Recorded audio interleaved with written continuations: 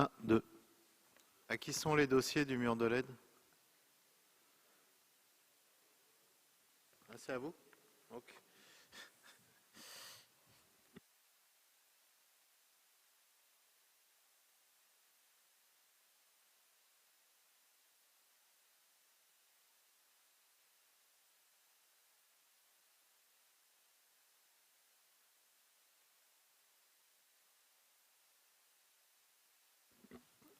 Un, 2. T'as révisé tous les micros, Jonathan Lambert?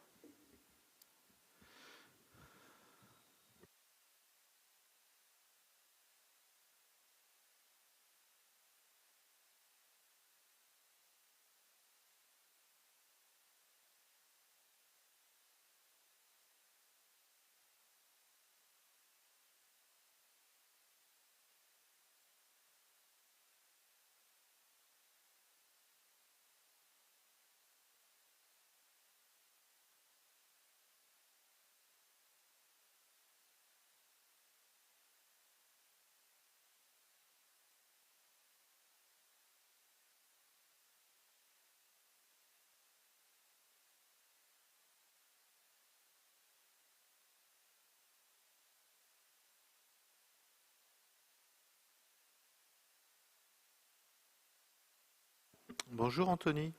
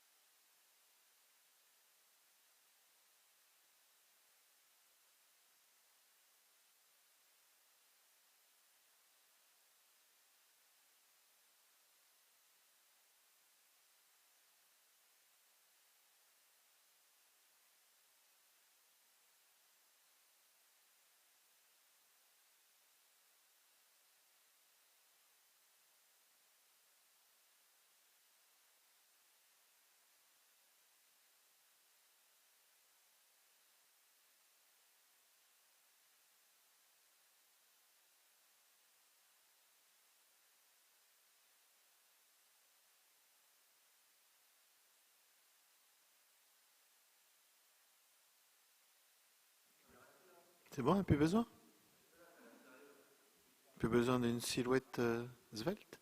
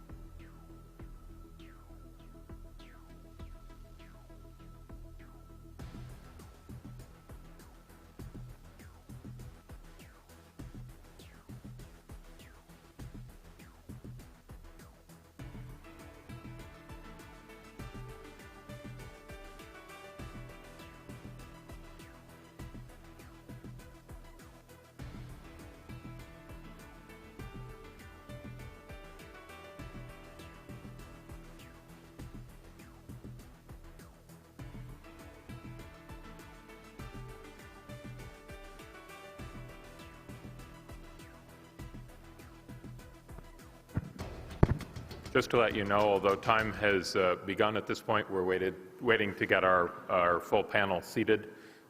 Will be another minute or two.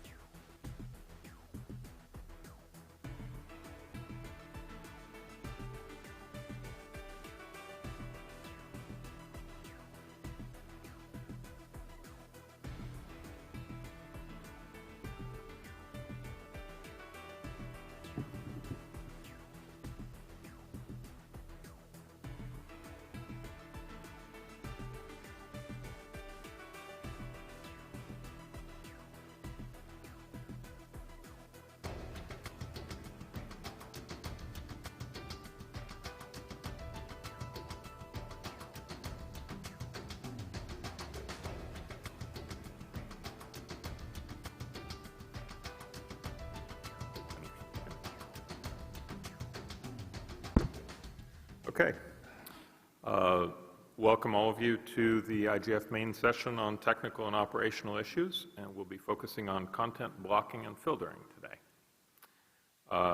The session today was organized by the technical community's two MAG members, Sylvia Cadena here, who's head of programs at APNIC Foundation, and at the opposite end, Suman Sabir, who's the CTO of Fiber at Home, a broadband and backbone fiber provider in Bangladesh. We're very grateful to Sylvia and Suman for organizing this session. This is a kind of rare event for the technical community to have a main session at the IGF. I'd like to have Sylvia come up for just a moment to tell us about the process for remote Q&A and to help set the stage. Thank you, Bill. My name is Sylvia Cadena. Welcome everybody to the main session on technical and operational issues about content blocking and filtering as a challenge for internet growth. We are welcoming questions and comments using the system that the IGF Secretariat has incorporated. It's the speaking queue. So you can go to the website of the IGF, and at the main, at the homepage, there is a link where you can add your name and indicate that you have your questions. Of course, we will take a look at the raise of hands, but it's preferable to use the speaking queue.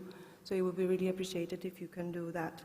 There is also translation in all the UN official languages for all the main sessions. So you can also share the transcripts and the audio of the sessions with your communities. There are 38 remote hubs following the IGF from different corners of the world, so your support to share the comments and the content of this session with your communities is really appreciated. So I give back to Bill so that we can follow up with the rest of the session, and thank you very much for being here. So we have only 80 minutes, and we have a lot of valuable contributors on a complex topic. So I'm going to begin by having two of our MAG members set the scene. Then we'll move on to an explanation of the technical processes involved in blocking and filtering, and then some commentary on the political issues and causes. Then civil society's take on how blocking and filtering are working, and then we'll wrap it up with a look forward at how these technologies are viewed by youth and how the next generation is likely to steer this debate as they gain control. Moving to the MAG, Danko Jeftovic is on the boards of ICANN and Center. He founded the largest ISP in Serbia in the 1990s and then managed the Serbian CCTLD registry. And Suman Sabir is the CTO of Fiber at Home, as I mentioned, Bangladesh's largest wholesale network carrier, and has been at the center of Bangladesh's internet community for 20 years, leading the establishment of Bangladesh's IXP, CERT, and NOG. So, Danko. Thank you, Bill. So, we will begin this session. The internet has matured, and of course there is no more division between physical and online.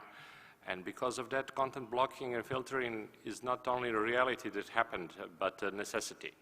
So we are hearing that more regulations is coming, and it is critical not to break the one internet as we know it. During this session, we will try to put aside a multitude of reasons why blocking and filtering, and try not to get into political issues. We will focus on technical and operational, and try to discuss how this technology is applied and what are intended and possible consequences from different technologies. The internet is one network, and improper use of technical solution at intermediaries, either at connectivity, at DNS level, or at hosting, also can have unintended consequences. We feel that content blocking and filtering is sometimes necessary, but it should be executed as a part of a due process in a technically and also especially legally correct way. The role of IGF is to discuss all these issues, and we feel it's important to bring light in the perspective of various stakeholders, and that's why we organize this main session, and also to promote best practices to understand what should be done and what are possible consequences of different approaches, and do all that for the benefit of internet and of course for the UN Sustainable Development Goals. Suman? Thank you, Bill. We are doing content filtering for quite a long time. In our home, we are using our home gateway to filter some content to safeguard our children. In offices, some offices, they are doing content filtering just to save man-hours and keep concentration of the employees. ISPs are also doing some sort of filtering to actually safeguard their infrastructures. But probably we are talking here mostly. Now we see that the trend of government actually blocking content in some countries. Some countries, they are actually asking ISPs to do the content filtering for the country. And there is some challenge lies in technically and in other areas. We noticing that the content filter is going on by prefix filtering IP address to destination. But nowadays, actually, it has huge consequence, like blocking an IP address may take down hundreds of websites, actually. We're also noticing that URL and URI-based filtering, and many countries doing that, targeted destination filtered for that particular country. But it is also losing its technical edge because contents are gradually moving towards HTTPS or TLS-based encryption. And nowadays, another popular mechanism of doing content filtering is DNS-based filtering, that drop black holing destination via DNS. That is also pretty common. And there is going to be face challenges if the DNSSEC become popular quickly. And in other aspect, we also see that that a request from the government to the big content providers to take down content, to remove some content, and If you look at the transparency report of Google and Facebook and other content providers, we see that the number is increasing, number of requests is increasing, and it's going from all part of the world. And if you look at the reason, that the main reason at this moment for the last 2 years, that national security. So the governments are feeling that internet, use of internet in some respect, creating problem for the national security. So these are the challenges we are facing at this moment. I'll hand over to Bill to move forward. Thank you. Now we'll hear from two members of the technical community discussing the mechanisms of internet content blocking and filtering. Peter Koch is policy advisor to DNIC, the German CCTLD registry, and has made invaluable contributions to the internet governance in the IETF, RIPE, and DNSOARC. Then Andrew Sullivan was until recently the chair of the Internet Architecture Board, the IETF's governance group. More recently, he's become the president of ISOC, and he has a long history of both operational and protocol work in the DNS field. Perhaps Peter can lead us off with an overview of the differences between blocking traffic at the IP layer and blocking lookups at the DNS layer. Thank you, Bill. Thank you, organizers. Appreciate the opportunity to talk about blocking mechanisms here. And I should say in advance that any mentioning of any technology does not include any judgment for fitness of purpose or any endorsement by me or my employer, period. So when it comes to content blocking, it is important, or content as such, it is important to understand that on the internet, anything that is transmitted over the network is chopped into small pieces that we call packets, and they travel independent of each other. That means that any content usually does not appear at any place in the network in total, and therefore, with some exceptions, it cannot be inspected in total or judged in total at any point in time, except, of course, at the endpoints, which is either the source of the traffic or the sink, which usually includes the consumer or some device in front of the consumer. Now, with that said, methods that are used to limit access to certain content are suffering, so to speak, from this inability to have access to the full incriminated content. And so some metaphors are used, more or less. That is, instead of blocking access to particular content, many of these methods will limit or block access to certain hosts, to systems, to domain names, to the resolution of domain names, and so on and so forth. And that will mean, and we'll come to that later on the panel, that will have certain side effects, and that will also affect the effectiveness of these methods.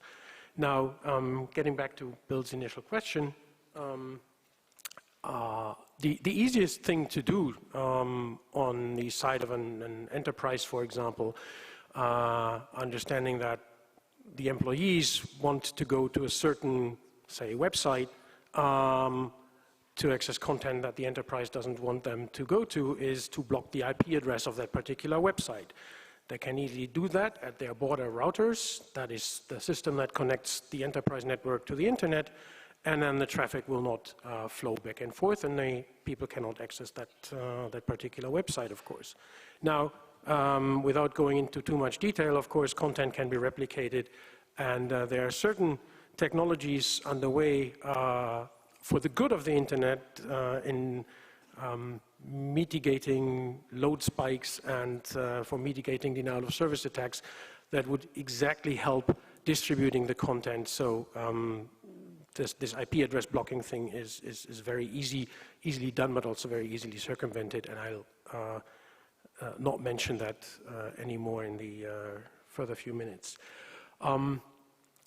So that is one method. Another is that somebody decides that on the network there is some host distributing bad content, and instead of doing the filtering close to the user, the enterprise, it could be declared that some ISP or somebody at an internet exchange point subject to some regulation should, we call it the so-called null route or black hole, a certain IP address or range of IP addresses. This is at the very low level of the internet packet flow, of course, and it will affect all the packets going back and forth between anybody on the net and this address range. And it is still a centrally available, an available mechanism provided you have a regulatory framework that can identify these null routing points. However, any such internet exchange, any ISP would have to do that on their own or would have to be ordered to do this. So the further away we get from the source of the content, the more entities would have to intervene or interfere with the packet flow and prevent packets from going back and forth. That's the one thing. Now, there's another layer, of course, because usually if you go to a website, and then, mind you, it's not only web traffic or web content that is subject to blocking. There's lots of others, and maybe I can mention one or two in the rest of my time. There's also the domain name system, and that's another layer. So we're talking about the identifier system on the internet. We have the addresses. I mentioned IP addresses here. We do have the domain name system, which is and in computer science we always say that there's no problem that cannot be solved by another layer of indirection. So here is one. Domain names usually link to IP addresses, and there's also the chance that people try to block content by either blocking the resolution of domain names, which means there's some interference ordered at the ISP level, for example, that will suppress the translation or the mapping of a domain name to an IP address. Now, if you cannot map the domain name to an IP address, and as you've learned, you need the IP address to get to the content, then you can't get to the content with normal ways. We talk about circumvention later this morning. There's also a method called domain name takedown, which would happen at a different stage. So if you have a domain name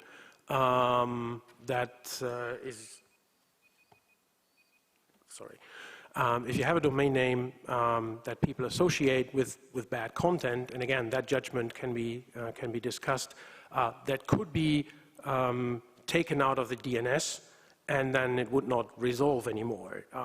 This would do nothing with the content, but again, if all you have is a domain name to get to some content, the domain name won't resolve in either way, and here you go. Let me maybe say one more sentence, that there's different types of content. One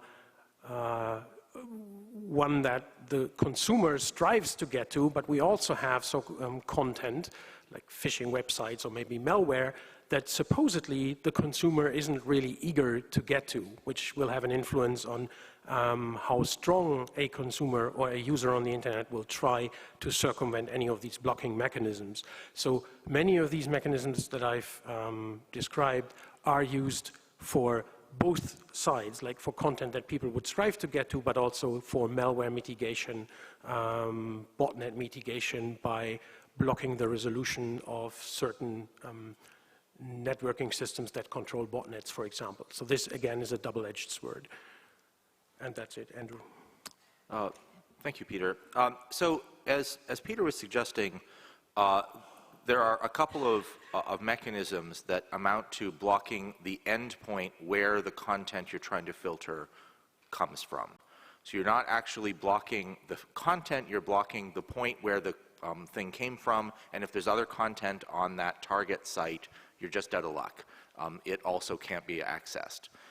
And this is an important feature of the way this works, because Danko suggested something at the beginning that I think is important to remember is true in one sense and not true in another sense. The internet is one network. It's true that you get an internet if you have this, or you get the single internet, the global internet, if you have this common namespace, if you have this common number space. But of course, the internet is made up of other networks. It's a network of networks. And what this means is that you can't actually block endpoints from end to end in one place. You actually have to block it throughout the network, through all of the cooperative networks. And so these are two pieces that are important to recognize about this. First of all, that you have to get every network, if you want to block something reliably, you have to get every network to block it themselves, because there's no center of control on a network of networks, because there's no center. The other thing is that you have to block the endpoint rather than the content, except in one case. And some of this, by the way, is discussed in a request for comments in RFC that was written a number of years ago by the Internet Architecture Board, RFC 7754, which is about the mechanisms of content blocking and filtering. I should point out that it's an informational document that tells you how this works, not that you should do it. And I think the document is actually pretty clear that they are not subscribing to many of these techniques. So if you don't want to block the endpoint, if you don't want to block some host on the network, what else can you do? Well, the other thing you can do is try to do things inline in the network. You can do this at the network layer by having a sort of filter that looks for certain kinds of content and then blocks it. As Peter suggested, this is really difficult because the way that the content travels around the network is in little bitty atoms rather than, in a nice convenient block where you can look at it. So what you have to do is reassemble it, or reassemble at least part of it, identify it, and then block that thing. Now, some of the really sophisticated systems on the internet can do this, but one of the things that's important to recognize is that this mechanism of intercepting the traffic and looking at it, you can't tell whether that is a malicious activity or a beneficial activity, right? You can't tell whether this is legitimate or whether it's somebody intercepting your traffic. And of course, we don't want people intercepting our traffic. And the reason we don't want people intercepting our traffic is because we all bank online. And so it's really important that people not be able to intercept our traffic. And so what we do, we encrypt that traffic. We encrypt it using a mechanism called Transport Layer Security, or TLS. And the latest version of TLS is specifically designed to make that kind of interception harder, which means that the filters that people put in line don't work as well as they once did, because termination can't happen outside of the host, and so you have an additional problem there. Fundamentally, the difficulty that we have is that blocking content, which is this large-scale thing, and blocking the pieces of it on the internet are really two different kinds of pieces. And we need to talk about the low-level technical mechanism of doing this in a way that is incompatible with the policy goal at the macro level.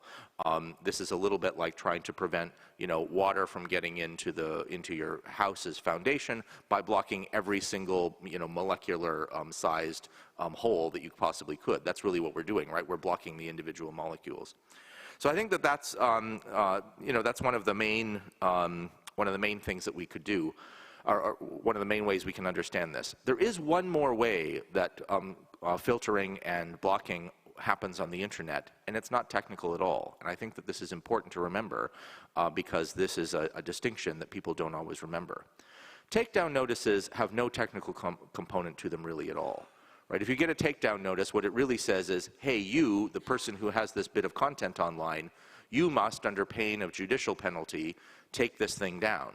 You must stop publishing it on the internet.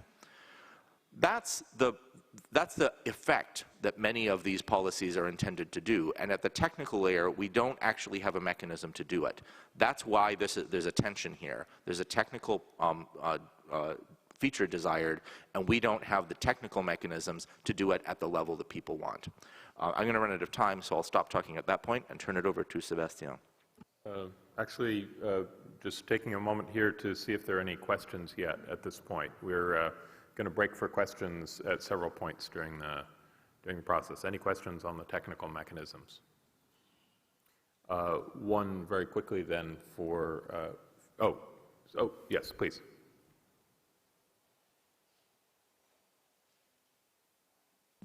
Okay. I am Nebojša Regoje from Bosnia and Herzegovina, and I am a member of MAG. I have a question about this. Who can actually ensure that there is no misuse of this process of blocking? Are there, any mechanisms that we can prevent malicious actors to actually block, whichever way Peter described, legitimate and correct content? No. I mean, flatly, no. People will tell you all the time, yes, but the truth fact is no. What we're doing when we block these things are two things. We're either blocking the end host where the target data is, where it's just a piece of, from the internet's point of view, this is just a bag of bits, right? There's no way of identifying, oh, it's this kind of thing. So when you block a host, for instance, when you block it in the DNS or when you block its IP address, you're blocking everything that is on that host. And that means that there could be other perfectly legitimate content there, but you can't get to it. So that's the first problem. The second problem is there's just no algorithmic way to tell whether something is a legitimate block or not. All you can do is identify either the pattern of bits that you're trying to block or the host that you're trying to block it from. And so there's nothing, the datagrams that flow around on the internet don't carry an evil bit with them. There is, by the way, an RFC. It was a joke. You can look it up. The evil bit, and the evil bit, all the malicious packets on the internet have to have the evil bit set, and all of the non-malicious ones have to have it on set. And as soon as I describe that, you're all laughing, so you get the joke. So there is no way, and there's no evil bit, and there's no implementation of the evil bit. So there's no way, in principle, to be sure that you're getting it right. All you can do is best efforts at the judicial level. I'd like to seek a clarification of the question, actually. Are you asking whether there's a way for the internet community to deal with governments that are asking to have things blocked that the internet community feels are illegitimate? Or are you asking whether there are ways for black hat hackers to get into a blocking system and misuse it to block things that government did not ask to have blocked? Is it one of those? I was thinking about some malicious actors who especially target specific domains or sources of information. But nevertheless, this answers the question. If you can't ensure this, you cannot also do against this other side, unless judiciary intervenes. Yeah. Peter, would you like to add anything to the answer? Yeah, maybe because Andrew started these analogies, and all of them fail actually, but I'll serve another bad one. It is like if you identify a certain quarter of the town as a red light district and you block it, then people can't go in there, but that also affects the postman and the ambulance. The technologies that we've described are intent neutral, and they are also agnostic of the nature of. So that's both ways, right? Blocking works as an attack, and blocking works as a mitigation. And whether it's one or the other is not a technical judgment. That's for somebody else to decide. And to the other extent, as we explained, the content, there's only little places, few places where the content is available in toto, so can be judged in a way. But usually that needs human intervention and a human decision.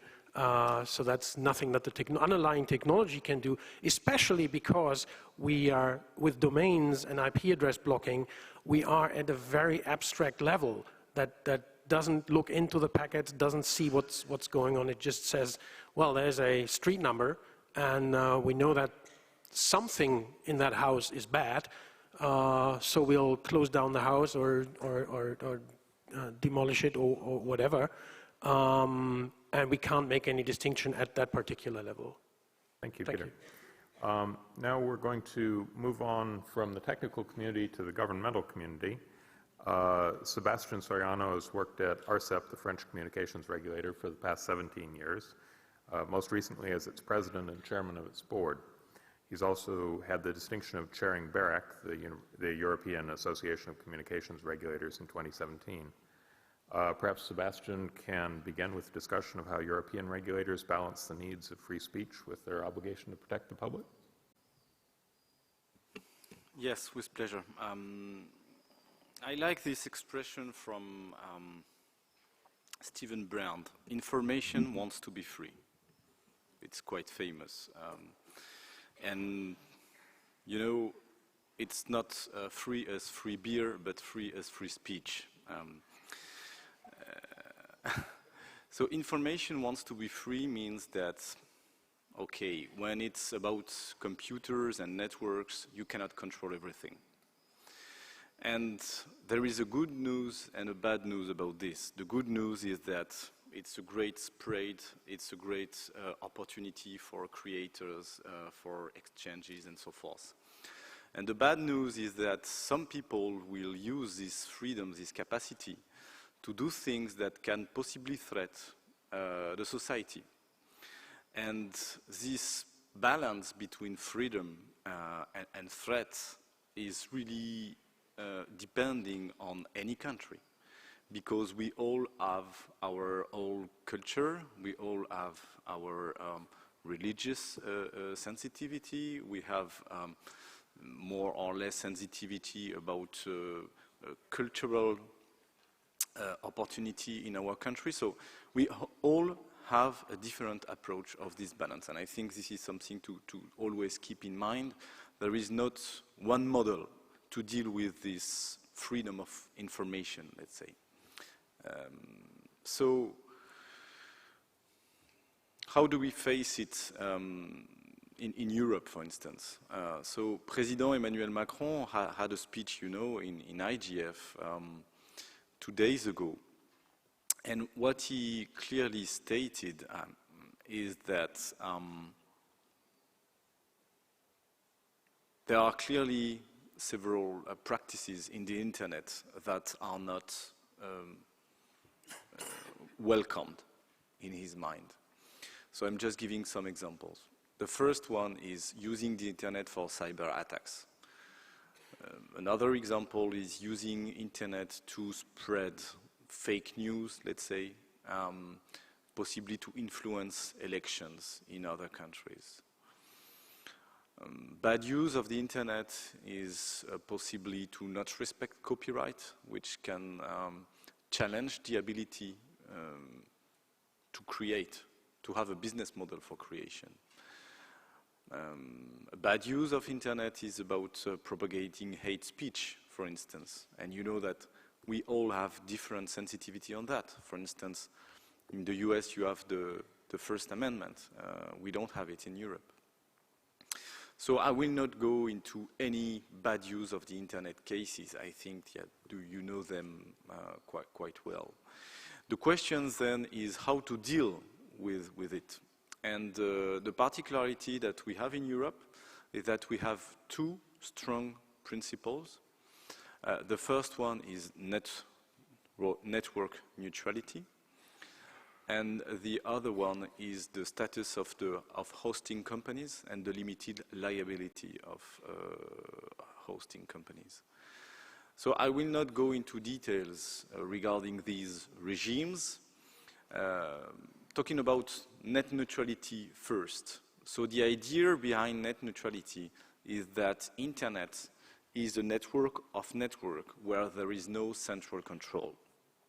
And the risk would be that internet service providers that are a technical bottleneck in the ability for the end users to go to the internet could take advantage of this position to reinstall a kind of control over the internet.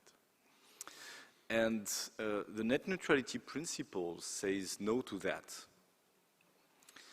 So it empowers telecom regulator, and I know that you have presented me as a part of the government, but I know that's a classification in international organizations, but ARCEP is independent from the government. I have to underline this. I think this is very important. And so telecom regulators in Europe are empowered to impose net neutrality to internet service provider, meaning first a non-discrimination principle in the management of the traffic, and second, a freedom of choice of end users to use any content or service of their choice. The second principle is the status of the hosting companies. We consider in Europe that if you host a content and you're not aware of the fact that it's if it's a content that threats society, let's say, to say it quickly, then you're not responsible for that. But if a public authority with a legitimate objective asks you to withdraw the content, then you have to do it. So that's the fundamental pillars that we have in Europe. And what is important is that this is under a very a clear process in terms of respecting human rights, the right to have to not be prosecuted in an inadapted way. So we have guarantees so that these mechanisms are respecting several fundamental rights. So that was mainly what I wanted to tell you. Maybe just a word about something that has been said by Emmanuel Macron, by the President of France. In his speech, he was talking about creating a new status. Not necessarily changing the status of all hosting companies, but possibly to identify a new category of online services that have a specificity, which is to accelerate the propagation of content. So this is something under discussion in France, and possibly this could give ideas in Europe. And to be concrete about this, the President has announced that there would be a pilot, an experimentation on that subject with Facebook. So several teams from different French regulators will take part to this experiment. So it will take place next year, and I hope that in the middle of next year we will have more concrete proposal to have on this. Thank you for your attention. I think it's important to note something that Sebastian has brought into the conversation by mentioning net neutrality, that blocking and filtering, as we've been discussing them thus far, have been sort of absolutes. You may not reach this content. Whereas the net neutrality debate introduces a couple of shades of gray. One is preferential treatment, where some kinds of content are given poorer performance, right? So if you try and reach one website, you get the best performance that the network has to offer, whereas if you try and reach a competing website, your performance is artificially degraded. And the other debate is around something called zero rating, where if you try and reach one website, you reach it with no additional impediment, but if you go to a competing website, you're charged extra for that privilege. So it's not just an all or nothing, you can reach it or not reach it, but also performance may differ and price may differ. And these are also implemented through technical means. Yeah, come on. Yeah, just to add on this, yeah, that's why you need a regulator, because it's not black or white, but exactly. You have to play with these nuances. I think that's one thing that we see as a fairly large difference between Europe and the United States. In the United States, this is very laissez-faire. The regulator has not been active in this space since the mid-1990s, and so a lot of these debates arise because of misbehavior among unregulated market-dominant entities in the United States, and the sort of overflow of that into the rest of the world, because so many of these companies are based in the United States, and regulators in the rest of the world have a difficult time enforcing regulation on them. Whereas in Europe, there are active privacy regulators and other kinds of individual rights regulators in many countries, and those interests come into play. And so European regulators have a lot more work to do, but also the European population receives more benefit from that. So I think what you find is a lot of the problems that incite these debates come from the United States, but I think a lot of the most interesting conversation about how to resolve the problems is occurring in Europe. Take the opportunity again for questions from the audience. Any questions for Sebastian or things that have been raised so far? Ma'am, in the red shirt. Just one quick question. My name is Natasha Glavar. I'm from Croatia and I'm a current MAG member. Just one question regarding President Macron's speech you mentioned and idea to introduce new services that would accelerate some services, some protocols, let's say, or services. Is it going to be some kind of quality of service, like in technical terms, or some new mechanisms are going to be introduced, or it's not yet known, still to be defined?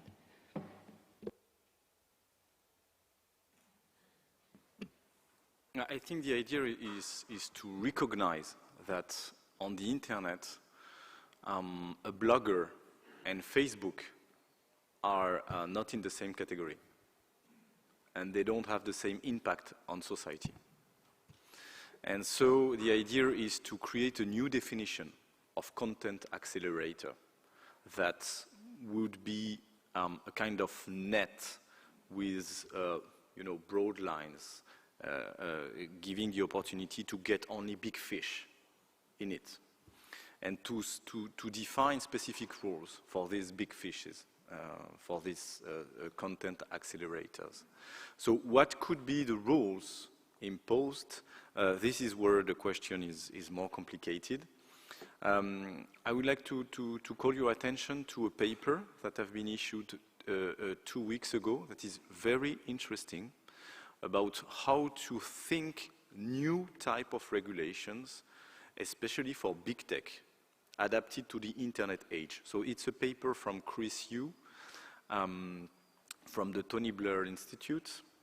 And on the content, on the side of the content regulation, the idea could be, not necessarily to oblige a social network or any content accelerator to do this or this about the content, but the obligation to have a due process about content.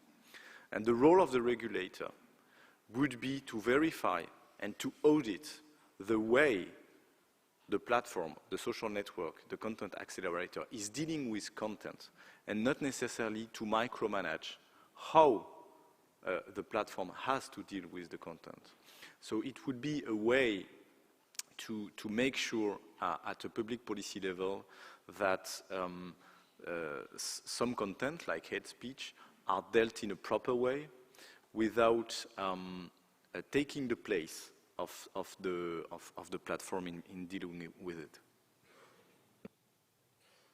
Sir, did you have a separate question? Okay. Any other questions at this juncture? Sir. Merci beaucoup. Ma question est adressée à M. Sorano. Donc, oui, en fait, lorsqu'on parle des pratiques délétères, des pratiques délétères sur Internet, tous ces agissements, que ce soit le discours de haine, le fake news, les attaques et ingérences dans des campagnes électorales, etc. On s'arrête. Donc, je reprends vraiment les exemples que vous avez cités tout à l'heure. En fait, il s'agit d'un rapport à la liberté d'expression. Mais ce sont des questions qui sont communes à d'autres types d'expression, à tous les médias, que ce soit les journaux, les livres, les télévisions, les radios. Mais ce sont des vecteurs aussi de contenu. Donc, est-ce qu'il y a une différence avec Internet parce que l'impact est plus féroce et plus amplifié? Et sinon, le rapport à l'expression de la liberté, c'est le même. Et donc, avant Internet, il y avait les mêmes pratiques délétères, mais utilisant d'autres vecteurs. Ma question est la suivante. Est-ce qu'on va seulement insister sur Internet et il y aura aussi donc, un rapport différencié par rapport aux autres vecteurs? Donc il y a une liberté d'expression à réformer ou à lui trouver un nouveau statut sur Internet et on laisse cette liberté d'expression pour les autres vecteurs, ou ça va être une entrée pour aller aussi commencer à voir comment adapter à nos besoins politiques ou autres l'autre liberté d'expression des journaux, des médias, des télévisions par satellite, etc. Donc on assiste au même phénomène. Merci. Oui, tout à fait. Je vous rejoins.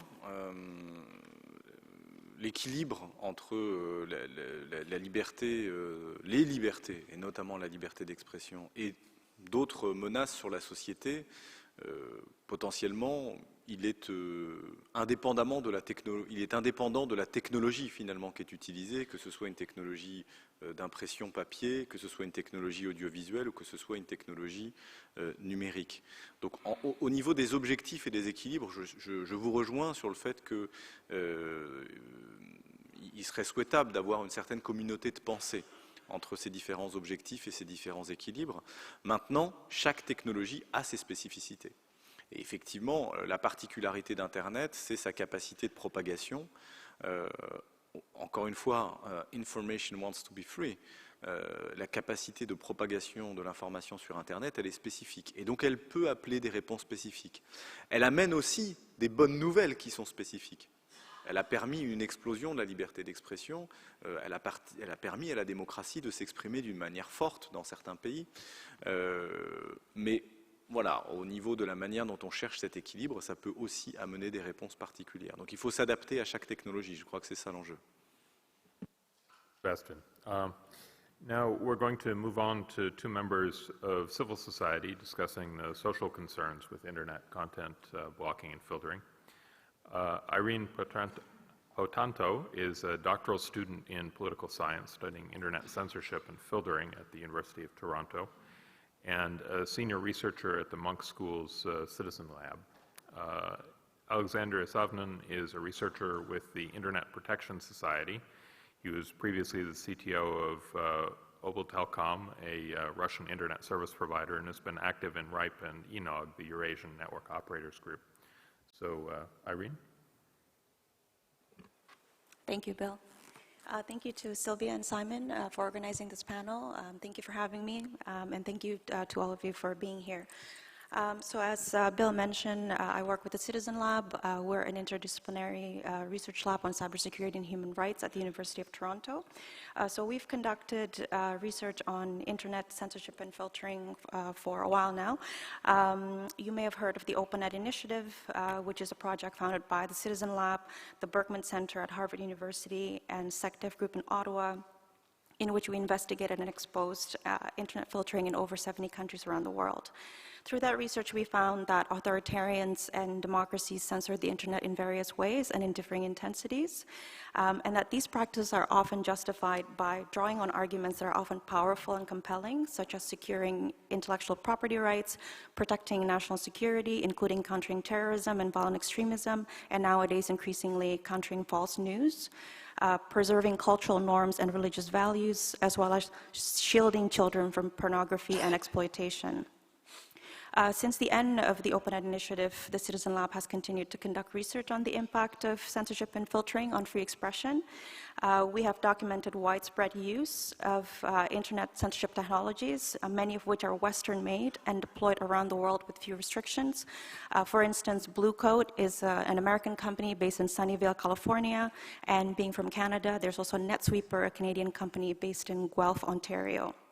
So how do we test for censorship? So we typically have two lists of websites. We have a local list that is different for each country that we run testing in, and a global list that is comprised of a wide range of internationally relevant and popular websites.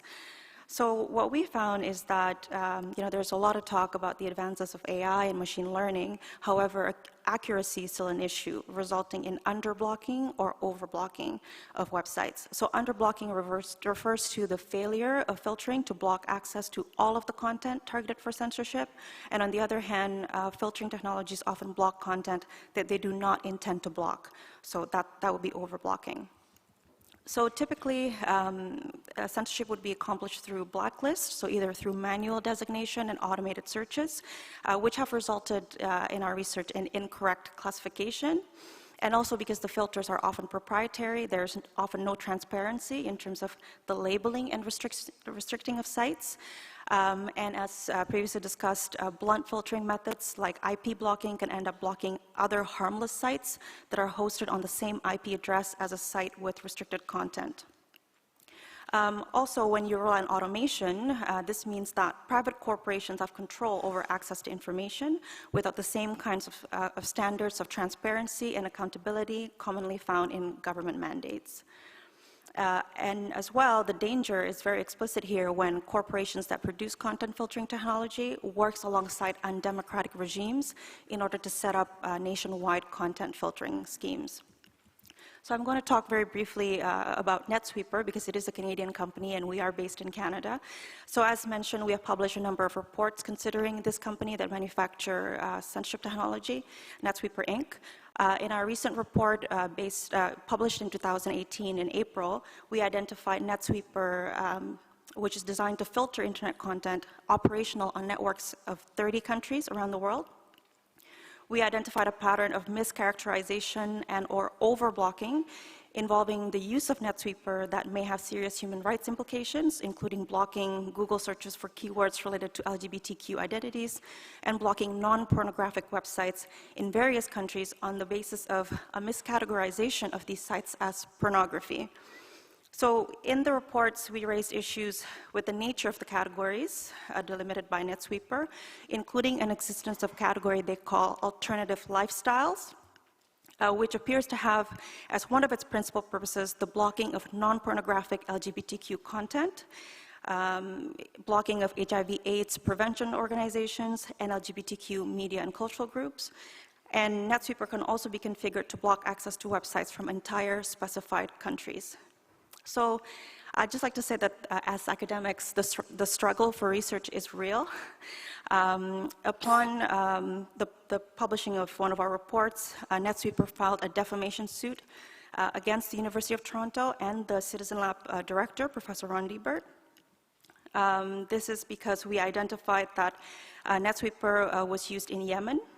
So NetSweeper tools have been installed on and are presently in operation in the state-owned and operated ISP YemenNet, the most utilized ISP in the country. So this report was published in 2015. So NetSweeper sought $3 million in general damages, $500,000 in aggravated damages, and an uncertain amount for special damages. In April 2016, they discontinued its claim in its entirety. Regardless, we will continue to conduct careful, responsible, peer-reviewed, and evidence-based research, and we will continue to investigate NetSweeper and other companies implicated in internet censorship and surveillance. I'll end there. Thank you. Alexander? Good day. I'm from Russian Federation, a country where we have content blocking and filtering for 6 years. So I will share my experience and experience of my colleagues. First of all, how it's organized in Russia. There are a set of federal agencies who decides which content is illegal in Russia. Then they pass information of such content to Russian telecom regulator Roskomnadzor. Roskomnadzor should contact the hoster or owner of resource, ask to remove, and if content is not removed, they offload the list of resources to be blocked to ISPs, and ISPs are obliged to restrict access. So, and it works already for 6 years. Now about civil society concerns. First of all, if the content blocking starts in your country, it would never stop. The content blocking in Russia was invented for protecting us from suicides, from drugs, and from sexual abuse.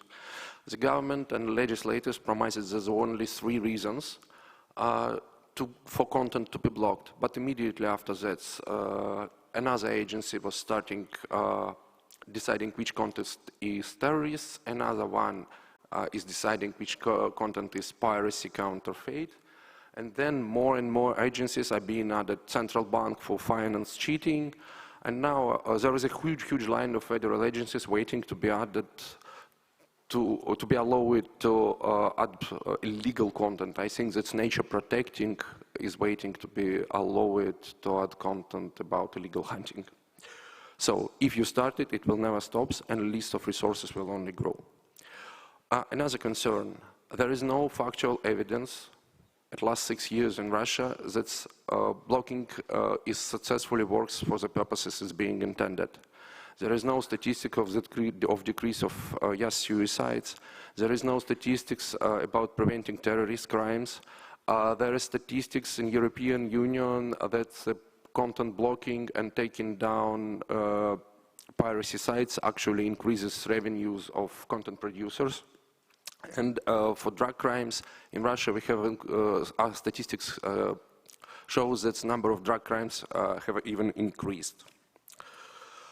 So another thing, ambiguity and unclearness of regulations related to adding resources to be blocked leads to real operational expenses.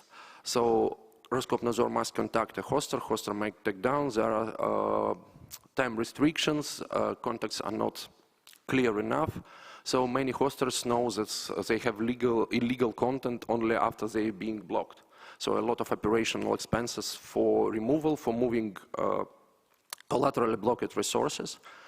Also, there is a great example. The French most popular video hosting, Dailymotion, is blocked forever in Russia for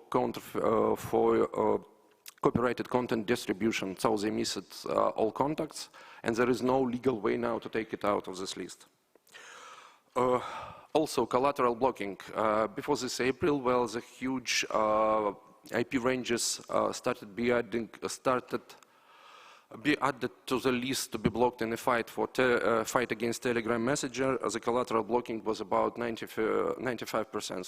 So 95% of sites actually being blocked should not be blocked because of shared hostings and blocking of IP addresses at hosting providers.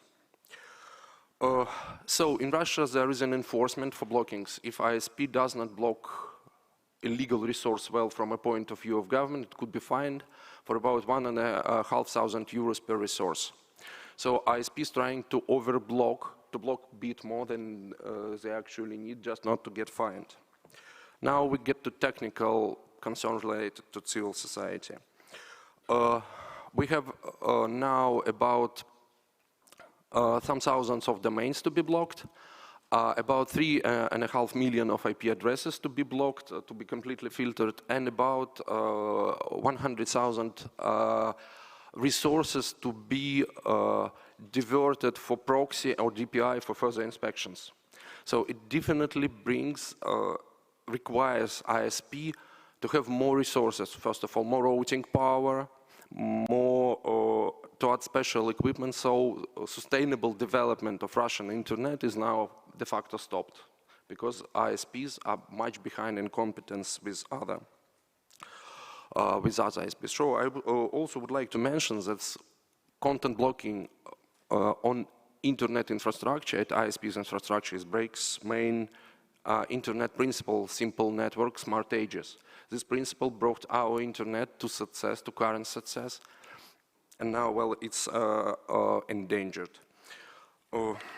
So, also quality deep packet inspection and content analysis in the even, like colleagues said, session replay for analysis is not possible. It requires much more computational power that's from customers, even from server. But for Russian regulation, it does not matter. ISP is obliged to restrict access. The bad guys, actually, the real bad guys does not care about their resources. Counterfeit distributors and cheaters of all kinds just drop their resources and goes to another one. So, but such resources to be blocked are usually not removed from the general list, so it grows up. Also, the content blocking systems are being abused by bad guys. In Russia, for example, once the list of resources to be blocked by ISPs was polluted, and then some ISPs just got DDoS on their internal routing infrastructure. Another case, thanks for Iran and their project UNI, when the government blocking was performed in Egypt, some bad guys were adding porno advertisement banners into legal pages using these blocking systems. Well, actually you cannot, when you're talking about blocking, you cannot, sorry guys, you cannot talk only about technical issues, because it's usually political issues. As I said, if government started, they will not stop. The only effective things they are actually blocking are opposition sites for the censorship purposes. So, sorry, Bill, may I take 1 more minute? Okay, I'll try. 1 more minute. So, the last maybe thing, colleagues mentioned 7754 RFC as only descriptional and informational. Sorry, in our countries and in countries like this, it's being used as kind of IGF allowed us to block content. I don't have Andrew each time with me saying this only informational RFC. So I would like to suggest stop talking about possible blockings and always tell that blockings on network infrastructure is an attack, is an illegal and should not be done at all. Maybe we should obsolete this RFC and write a new one, I suggest. Well, I'm out of time. We have much more issues on Russian internet regulations. I'm here with my colleagues. We have a booth. If you have questions, you may come and ask it. A question for Irene and Alexander. You guys have discussed the legal costs imposed by these technologies and the technical implementation costs imposed by the technologies. I wonder if between the two of you, you could connect those dots just a little bit more and explain where those costs actually get paid from. I mean, how are those costs distributed and who's affected by them? In Russia, in many other countries, each law must have a financial analysis of financial impact. So all this blocking laws was passed with no further spending so federal budget requires. So all blocking is, all technical side of blockings is being done on account of Russian ISPs. So that's why I mentioned the sustainable development is no more possible. They need to buy twice more power at this moment, twice more powerful routing equipment, special filtering equipment, and actually we are not talking that in Russia ISPs are obliged to buy bulk wiretapping equipment. And now we got Eurovia package in force where all Russian ISPs must store all traffic for a month and for 6 months and 5 years. Which means that the retail cost to end users is double. Definitely. Even these regulations took in force now actually does not work because it's really hard to implement. Well, I think it's impossible, but I know that retail ISPs are going to rise prices at least twice soon. And do we have any more questions from the audience at this point? Sir. Good morning, everyone. My name is Peter van Rosten from Centre, European CCTLDs. One of the things that we hear a lot about these days is DNS over HTTPS, and I was wondering if some of the panelists could maybe share some ideas on how this trend could affect the discussion on blocking. Thank you. Probably Peter and Andrew. Yeah, maybe I'll go first and Andrew can chime in. So to expand a bit on this for the rest of the audience, there's a new trend, so to speak, and maybe not everybody has heard about that. So there is the idea that the mapping of domain names onto IP addresses or other elements of internet infrastructure would not necessarily longer be done through what we call name servers like dedicated systems, but instead would work in a way that a web browser would treat it like accessing a web page, which would actually make this translation or mapping of a name to an address look the same to some outsider, look very similar or even equal to access to a web page. Now that means that if currently, when I mentioned the DNS blocking, DNS queries can be identified on the system because they take other paths. We call that they use different ports on the network.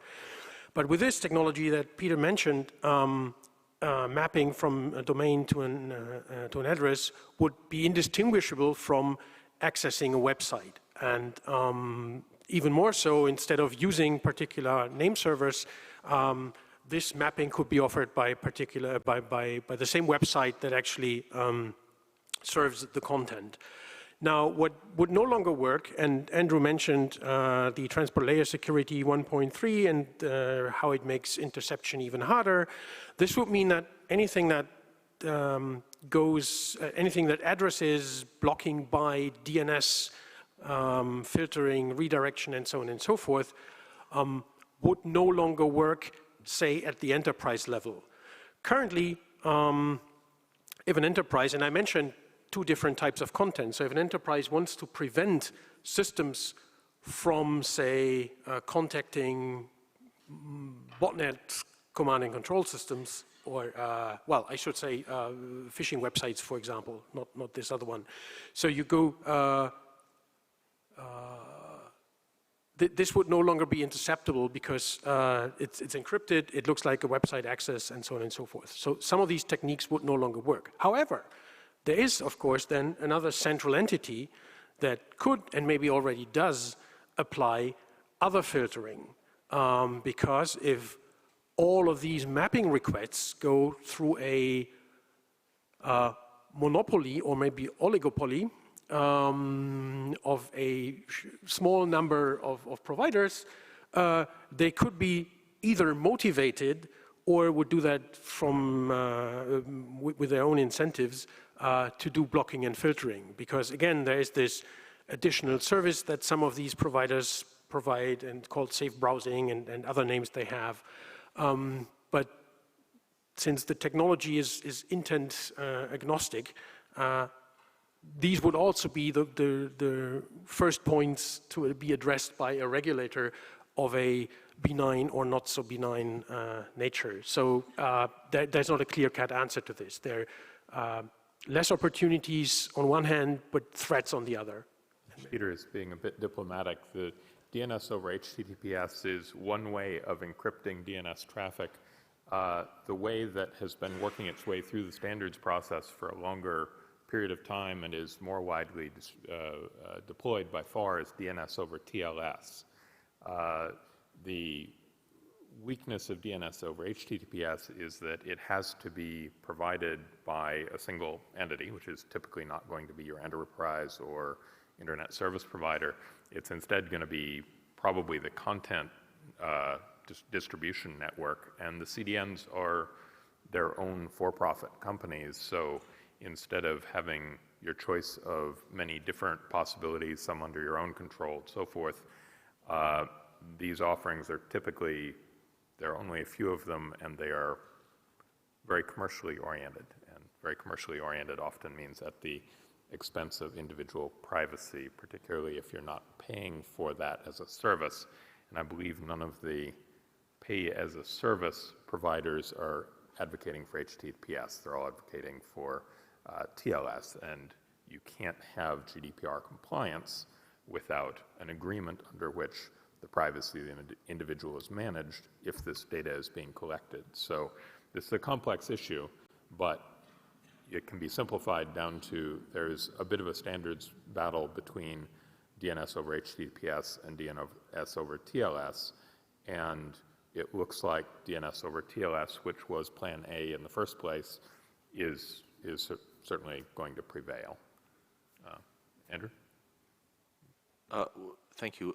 Very briefly, though, there is something, well, maybe two things in here that are important to recognize. So the first is that this is really just a special case of the point that I was making earlier, that the stream blocking, the sort of filtering and blocking that you would do by intercepting a stream and then identifying the thing and then going along. This is just a special case of it. And so any sort of attempts to do that are indistinguishable in many ways from a machine in the middle attack. You really can't tell the difference between a machine in the middle that is legitimate and a machine in the middle that is somebody trying to sniff your traffic. They're really the same thing at the technical layer. So that's the first piece, that this is just a special case of that problem.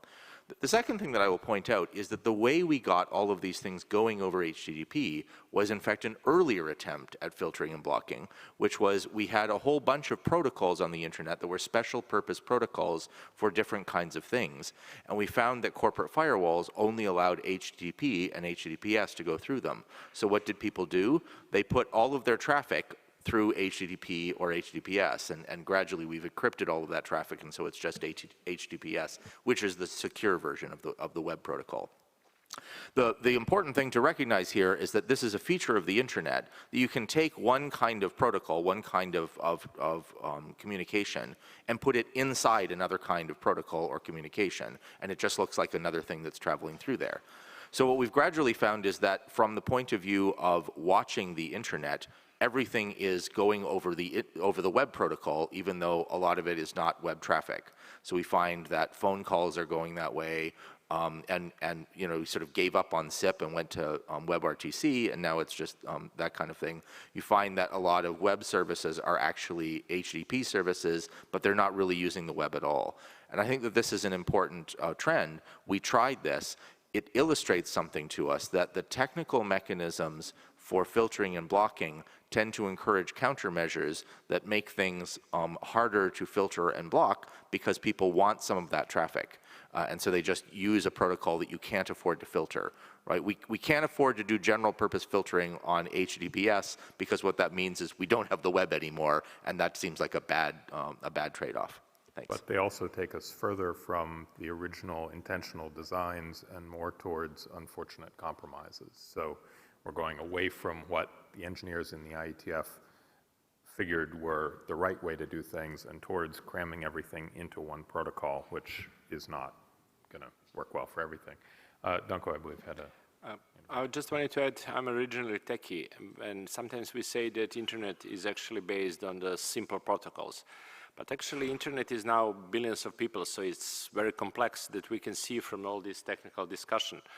And sometimes in discussion about blocking and filtering, we find that sometimes simple solutions are needed, and sometimes too simple solutions are trying to be applied.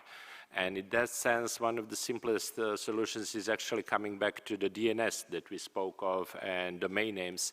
And it's often happens that is trying to solve the problem with the blocking of the addresses, identifiers. And this is something that really needs to be understood. So, well, my technical, but also from a different point of view, message will be that even the things are so complex that has to be more understood before any technologies are actually applied because of all these consequences that we see in this discussion that can happen. Thanks. All right. I'd like to ask Mariko Kobayashi to conclude this session with her views on how these issues affect the next generation of internet users and leaders and how she sees things changing in the future. Mariko is a graduate student at Keio University and a member of the board of directors of the WIDE project and has worked at NTT and JPNIC. I'm honored to be here. Thank you for introducing me. I'm Mariko. I'm also a student in Keio University in Japan.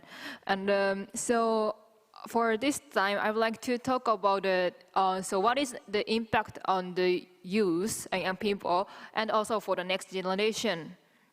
And the next point, secondary, I'd like to share a little bit of our recent Japanese situation. And also, I want to suggest the next step of how we can improve or something like. So, so firstly, the impact of the youth. So I think there is three main the impact on the youth. Firstly, it is in the educational impact, like sometimes this kind of the DNS blocking can be overblock the contents, and it results it can restrict the access to the specific resources, also like even like the news or something like the contents.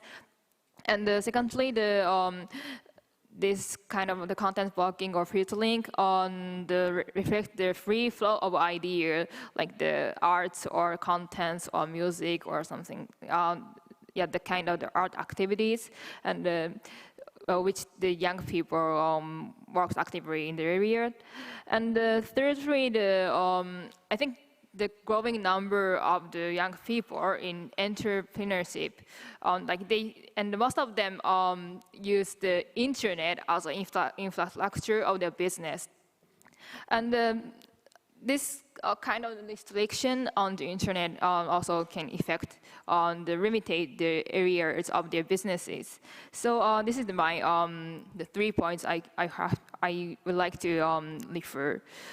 And so as a result, young people can lose the chance to share their idea, activity, or start their businesses. So, and so for the second, I would like to share a little bit in Japanese situation. So in this year, there was an announcement that the government has called for the ISP to content blocking on cartoon piracy distribution web page, I mean the pirate web page, to protect the copyright of the comics. And now we are still under discussing, including the several stakeholders like technical community and also the lawyer and also governments or regulator. And yeah, we understand the service is legal, so it has to be withdrawn. But most of the technical community think it violates the end-to-end principle, which is the fundamental idea of the global internet. And and from this discussion, I realized this kind of discussion can be very negative, and it causes the unnecessary conflict between for example, policymakers and other stakeholders. So, and each side protect their own area and hard to discuss the next step. So, so what can we do for the next so firstly, I think young people sometimes can be neutral position, and we can connect each stakeholder and bring them in the discussion. And the second, the point is, it is for the young technical engineers, operators, but I think develop or provide the technology for this kind of issue is also can be a solution. And for example, like as Bill talked before, like some engineers worked in the standardization of DNS queries over HTTPS in some IGF, which is the technical community, and it enable the end-to-end the encryption on the internet. And not only the kind of the technology, I think some young engineers can develop the provide technology which can distinguish between like formal edition contents or pilot edition, for example, in Japanese situation. So yeah, those are my idea for the next video, what we can do, what the youth people can contribute to this problem. Thank you. Thank you, Mariko. We've had only 80 minutes to discuss a very complex topic that is engaging people around the world, but I'm sure that our panelists will be happy to engage with you further in the hallway as we need to clear the room for the next panel. Transcripts will be available online, and I think we're all very happy to continue the discussion at your convenience. Either of you have any last words, Sylvia and Sumon? Thank you, Bill. No, I just wanted to thank you all for your participation and all the views expressed in this conversation. There are many sessions, there were many sessions during the IGF about the impact of content blocking and filtering more on the side of the users and the experience of the internet, but it's important also to see the other side of the coin, because the internet is built by a ecosystem of organizations that are actively engaged in this process, and the more we continue the dialogue, the better the internet is going to be. So it's not a closed conversation. As Bill mentioned, it's not that often that the technical community can focus a session on technical issues at these kind of forums, and we are going to continue to try to bring more technical content and conversations around technical issues to the IGF, and we thank you for your attention and your questions. Thank you all, and please join me in thanking our panelists.